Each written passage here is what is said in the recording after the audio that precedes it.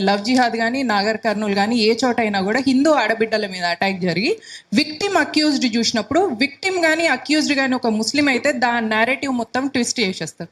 కాబట్టి ఈ నేరేటివ్స్ని అండర్స్టాండ్ చేసుకోవాలి. శత్రుబోధ ద్వారానే ఈ నేరేటివ్స్ బిల్డ్ అవుతాయి. ముస్లిం ఉన్నాడు అనుకోండి, విక్టిమ్ కానీ అక్యూజ్డ్ కానీ ఉంటే కోవా బన్ నమ్మితే వాడు పేదోడవుతాడు.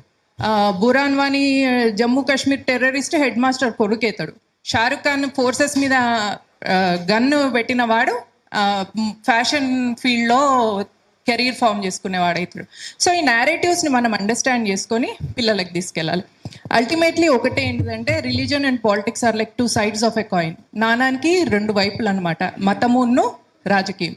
రాజకీయ శక్తి, రాజకీయ సత్తా మన దగ్గర లేనప్పుడు మనం విన్ కాలేం, ధర్మాన్ని కాపాడుకోలేం. కాబట్టి దాన్ని కాపాడుకోవడం కోసం రాజకీయంగా మనందరం పనిచేయాలి. వ్యక్తిగత ఈగోలు కానీ వ్యక్తిగత ప్రయారిటీస్ని పక్కన పెట్టి చేయగలగాలి.